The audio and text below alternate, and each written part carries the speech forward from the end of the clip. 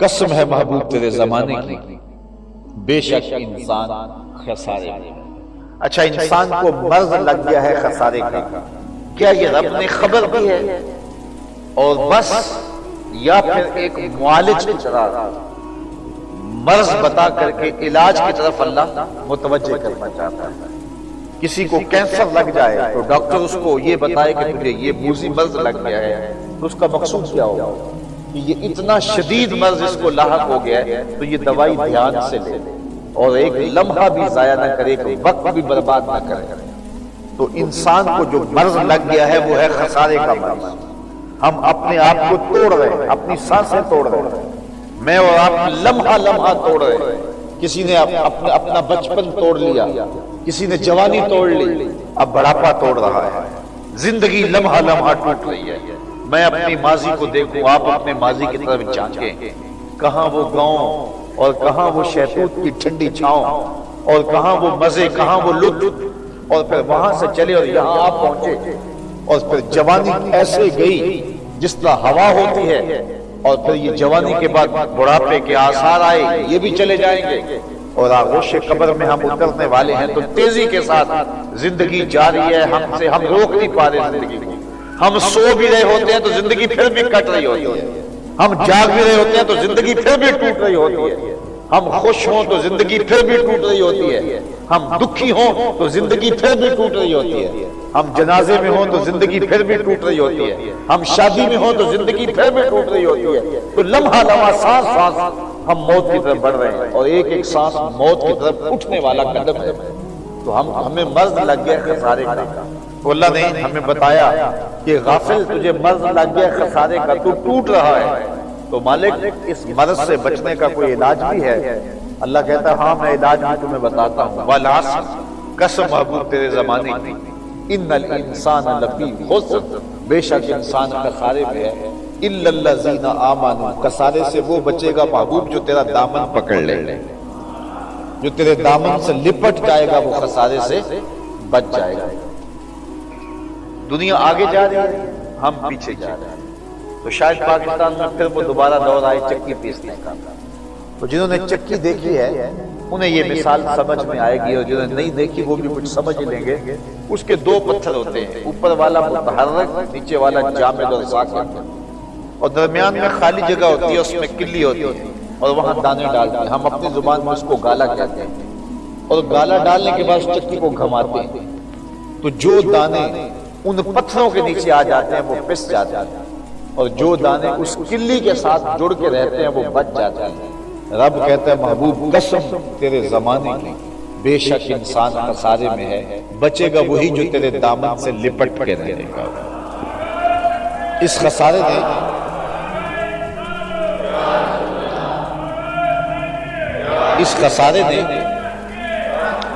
خسارے نے کسی کو چھوڑا نہیں ہے۔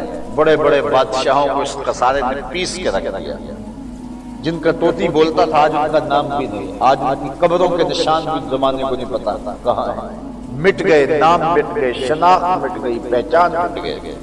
لیکن جنہوں نے حضور کے دامن کو پکڑ لیا وہ آج بھی زندہ ہو جاتے ہیں۔ میں اگر آپ سے پوچھوں کہ جب میرے حضور تشریف لائے تھے تو اس دور کے خاقان کا نام کیا تھا، تو شاید آپ اس دور کے خاقان کا نام بتانے کے لیے جو ہے وہ سوچنے لگ جائیں کہ پتہ نہیں اس کا نام کیا تھا۔ میں اگر آپ کو پوچھوں کہ جس زمانے میں میرے حضور آئے اس زمانے کے کیسر کا نام کیا تھا، تو کیسر روم اس زمانے کا، شاید آپ اس کا نام نہ بتا سکیں۔ میں اگر آپ سے پوچھوں کہ جس زمانے میں میرے حضور آئے تھے اس زمانے کے کسرا کا نام کیا تھا، اللہ اکبر، شاید آپ یہ بھی نہ بتا سکیں۔ اور اگر میں آپ میں سے سب سے کم عمر کے بچے سے پوچھوں کہ میرے حضور کے مؤذن کا نام کیا تھا، تو وہ سر اٹھا کے بلال حبشی کا نام لے گا، تو پھر بچا کون جو حضور کے دامن سے لپٹ گیا۔ تو اقبال بے ساختہ پکار اٹھا، اقبال یہ کس کے عشق کا فیض عام ہے، رومی فنا ہوا حبشی کو دوا۔ وہ سلطنت روم کا شہنشاہ، وہ کیسے روم، آج دنیا اسے جانتی نہیں ہے، نام بھول گیا، لیکن بلال حبشی کا نام آج بھی منبر و محراب کی زینت ہے۔ اقبال یہ کس کے عشق کا فیض عام ہے، رومی فنا ہوا حبشی کو دوام ہے۔ تو کہا محبوب قسم تیرے زمانے کی، انسان خسارے میں ہے، بچے گا وہی جو تیرے دامن سے لپٹ جائے گا۔ میرا تعلق ہے گجرانوالہ سے، تو میں لاہور جاتا ہوں مہینے میں 2 مرتبہ درس قرآن میں۔ تو راوی کے اس پار جہانگیر کا مقبرہ ہے۔ یہ بر صغیر کا مطلق العنان حکمران تھا۔ اس وقت ہندوستان، پاکستان، بنگلہ دیش اور بہت سارا حصہ افغانستان کا یہ بر صغیر میں شامل ہے۔ اتنی بڑی راجدھانی کا شہنشاہ، اور جب بادشاہ تخت پہ بیٹھتا تو پیچھے پردہ لٹک رہا ہوتا اور پیچھے ملکہ نور جہاں بیٹھتی جو جہانگیر کی محبوب بیوی تھی، اور بادشاہ کا کوئی فیصلہ اسے پسند نہ ہوتا تو پیچھے سے کمر ٹھونکتی، بادشاہ اپنے فیصلے تبدیل کر لیتا۔ آج اس کی قبر بھی جہانگیر کی قبر کے ساتھ اسی ظلمت میں ہے۔ وہاں حکومت نے پارک بنا دیا جس کے دم سے کچھ اتوار کے دن رونق ہو جاتی ہے، لیکن خالص جو احاطہ مزار کا ہے مقبرے کا، وہاں جانوروں کی بیٹیں پڑی ہوئی دکھائی دیتی، قرآن پڑھنے والے لوگ نہیں، تاش کھیلنے والے ٹولیاں بیٹھی ہوتی۔ ان کی اپنی بیٹی تھی زیب النساء، جو اپنے باپ سے چوری شاعری بھی کرتی رہی ہے۔ اس کا دیوان مخفی کے نام سے دستیاب ہے۔ اس کے لوح مزار پہ اس کا اپنا شعر لکھا ہوا ہے: بر مزار ما غریباں، نئے چراغے نئے گلے، نئے پرے پروانہ سوزد، نئے صدائے بلبلے۔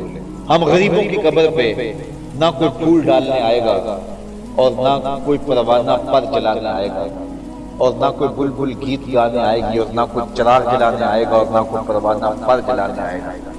یہ وہ لوگ ہیں جو بر صغیر کے مطلق العنان حکمران تھے، آج مرنے کے بعد غریب بنے ہوئے ہیں۔ بر مزار ما غریباں، نئے چراغے نئے گلے، کوئی چراغ اور کوئی پھول نہیں ہوگا ہماری قبر پہ۔ یہ مطلق العنان حکمرانوں کی کہانی ہے، اور راوی کے اس پار کی کہانی ہے، اور راوی کا پل پار کر جائے۔ ایک لوح مزار ادھر بھی ہے، یہاں تو لکھا ہے نا بر مزار ما غریباں، نئے چراغے نئے گلے، اور وہاں لکھا ہے گنج بخشے فیض عالم، مظہر نور خدا، ناکساں را پیر کامل کامراں را۔ دن کو جائیں، شام کو جائیں، سویر کو جائیں، دوپہر کو جائیں، کڑکتی دھوپ میں جائیں، برستی بارش میں جائیں، ورکنگ ڈے جائیں، چھٹی کے دن جائیں، وہاں عید کے دن جائیں، جب بھی جائیں ہجوم عاشقہ دکھائی دے گا۔ تو کہا محبوب قسم تیرے زمانے کی، بچے گا وہی جو تیرے دامن سے لپٹ کے رہے گا۔ تو اگر چاہو کہ ہم جو ہے وہ بچ جائیں خسارے سے، تو پھر حضور کے دامن سے وابستہ ہونا پڑے گا، اور وہی وابستگی ایمان ہے۔ الایمان هي تصدیق بما جاء به النبی صلی اللہ علیہ وسلم۔ حضور علیہ السلام جو لائے ہیں، حضور سمیت اس کی تصدیق کرنے کا نام ایمان ہے۔ تو سب سے بڑی دولت جو ہمیں دی گئی ہے وہ دولت ایمان۔ اس دنیا پر حضرت انسان کو جو سب سے بڑی دولت دی گئی ہے وہ دولت ایمان ہے، اور قیامت کے دن جو سب سے بڑی دولت عطا کی جائے گی وہ دیدار الہی ہوگا۔ تو جو دنیا میں ایمان سے محروم ہے اور آخرت میں دیدار الہی سے محروم ہوگا وہ حقیقی محروم ہے۔ اگرچہ ہمیں دنیاوی جاہ و جلال دور موجود میں ان لوگوں کی طرح نہیں ہے جو ایمان کے نور سے محروم ہے، لیکن ہمیں اس بات پہ مطمئن ہونا چاہیے کہ اللہ تعالیٰ نے ہمیں ایمان کا چراغاں نصیب کیا ہے، اور ہم خوش نصیب ہیں کہ ہمارے دامن میں، ہمارے ہاتھ میں دامن حضور کا ہے۔ اور یہ خوش بختی ہمارے لیے کافی ہے کہ حضور کے ساتھ ہماری وابستگی ہے۔ پہلی چیز جس چیز کا ہمیں سب سے زیادہ فخر کرنا چاہیے